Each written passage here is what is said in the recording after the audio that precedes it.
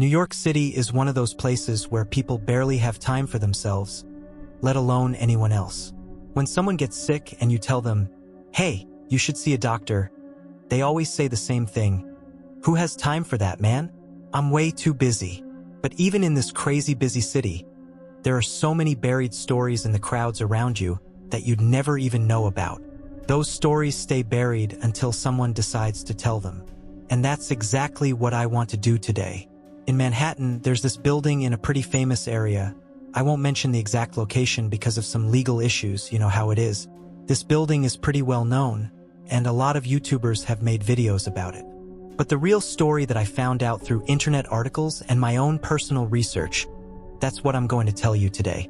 And guys, this is seriously very, very haunted and terrifying. So you better be ready for this. You never expect New York City to have these kinds of ghostly stories, right? But guys, I've actually covered a lot of NYC horror stories on this channel. And this time, I've launched an entire series. So guys, welcome to my new horror story series called NYC Horror Stories. In this series, we're going to tell you all the horror stories from New York City.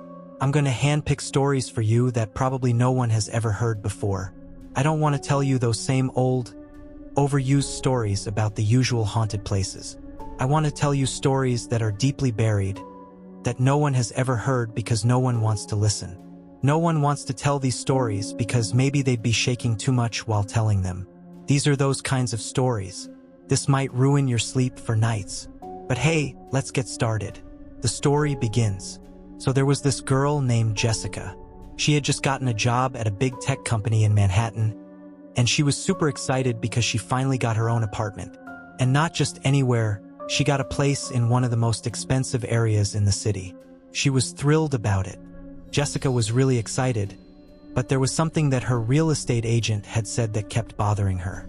The agent had mentioned that in the evenings, people don't really hang out in the building, and it gets really quiet. She found it weird. Like, this is such an expensive place, you can see everything from here. Even the city skyline is visible, it's super expensive, so why do people seem so gloomy? The agent had said that after evening, nobody goes outside. But Jessica wasn't that type of person. She said, "No way, I love going out in the evenings. NYC is famous for its nightlife. Why wouldn't I go out at night? That's what the city is famous for." She quickly called up one of her friends who lived in the city. She said, "Look, this is my first day here and I want to go out and explore." Her friend was like, "Yeah, sure. I'll come pick you up from your building and we can head out from there." Jessica said, "All right, cool." She got ready and quickly headed to the elevator. It was an automatic elevator. She got in, the doors closed. As soon as she pressed the ground floor button, the elevator started going down. She was on her phone when suddenly, the elevator stopped at the 8th floor instead of going straight down from the 9th floor where her apartment was. The 8th floor doors opened, and what she saw outside looked like some kind of under construction area that hadn't been maintained at all. The doors around were all closed, not open. It looked like nobody lived there at all. But she hadn't pressed the 8th floor button. Someone from outside must have called the elevator. But if nobody lives on that floor and the floor looks like that, there's no way anyone could be there. So who pressed the button? The elevator doors closed again. Jessica pressed the ground floor button again. The elevator was going down, so she went back to her phone. The elevator reached the bottom and she stepped out. But then she realized, wait, this isn't the ground floor. She went back into the elevator and looked up at the display. It was the 8th floor. The elevator had been going down, but somehow brought her back to the 8th floor. She went back in, closed the doors, and pressed ground floor again. Same thing happened back to the 8th floor. The elevator basically wouldn't go down. This happened a few more times. Finally, she pressed ground floor again and literally waited for the elevator to reach the ground floor. When it finally did, she ran out of there. She got outside the building and saw her friend Rita waiting by the gate, also on her phone. Jessica went up to her and said, "Rita, thank God you're here. Something really weird was happening to me just now." Rita said, "Yeah, you're really late." Jessica replied, "I was trying to come down right after I talked to you, but every time I pressed the ground floor button, I kept going from the 9th floor to the 8th floor. The more I tried, the more I stayed stuck on the 8th floor. Finally, I don't know what happened.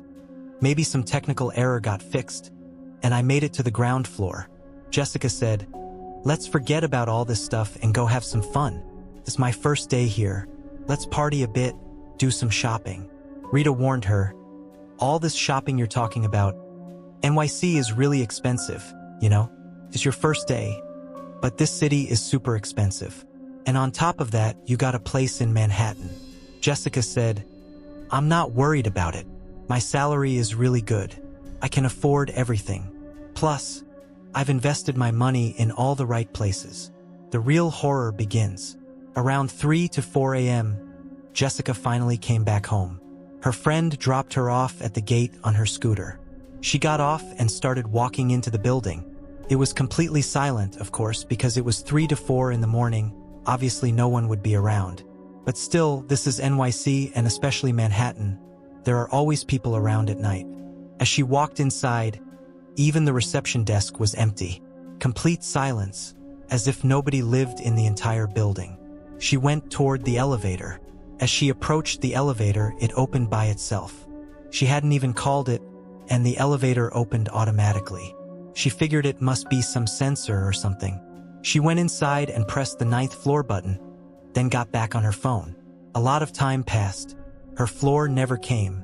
She looked at the elevator display meter. It wasn't showing 9th floor, it was showing 20th floor. She got really panicked. She was like, "I pressed the 9th floor button. How did it get to the 20th floor?" The building was only 20 floors, guys. Only 20 floors. She thought maybe it would stop at the roof. But then a weird number appeared on that display. It showed 30th floor. That building didn't even have a 30th floor. This seemed really mysterious to her. Jessica was shaking with fear. She had no idea what was happening. But before she could do anything or press the ground floor button, the elevator doors opened. Right in front of her eyes was complete darkness, and along with it, just ruins. The scene in front of her was so unbelievable that she couldn't believe where she had ended up. Like, there wasn't even a 30th floor button in the elevator, but it was showing on the display. She said, "This is too much. What the hell is happening in this building?" She stepped out of the elevator to see if anyone was outside who could help her. As soon as she stepped out, the elevator doors closed behind her and the elevator went down to the 8th floor. She was terrified at this point. What was happening here? She couldn't see any apartments. Nothing was visible. But slowly, she started hearing whispers. Voices were circling around her. Slowly, she could hear someone saying, "Now it's your turn." That was the first voice she heard. The second voice said, "Jump from here. You'll like it. Jump from here." The third voice was saying, "There's no other way out from here. Jump from here." She looked around. There was no elevator button. She couldn't call the elevator. There were no stairs either. There was only one way she could get out of there, and that was through the balcony. But she knew one thing: her body would reach the ground, but her soul would stay right there. All this was happening. Voices were coming from everywhere. She quickly covered her ears with her hands. Voices were coming from all directions. This went on for about 4 to 5 minutes, and then she removed her hands from her ears. All the voices had stopped. But then she heard a faint sound of an elevator opening. She ran into the elevator and pressed her floor button, number 9. After pressing the 9th floor, she went and sat in a corner of the elevator, and her eyes went outside the elevator. She saw that there were dead people standing outside. Not humans, ghouls, corpses. Whatever they weren't alive. She was in complete terror.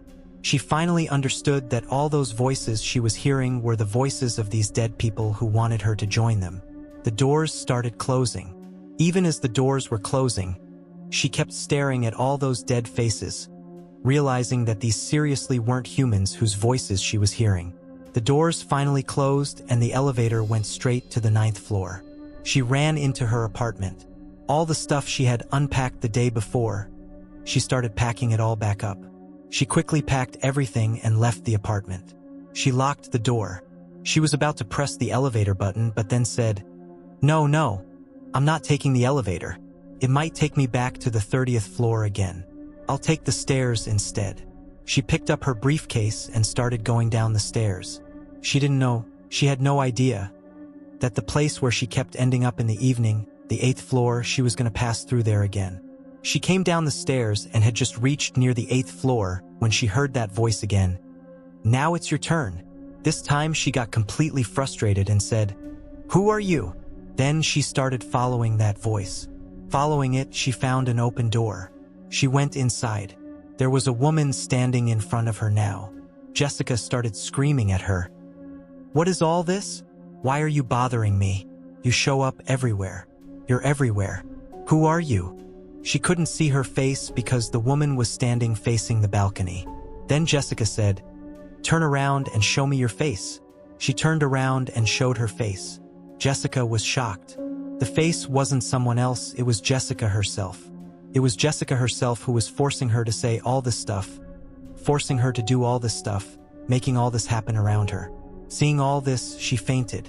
When she opened her eyes next, she was in her 9th floor apartment, lying on her bed. She quickly ran outside in the morning.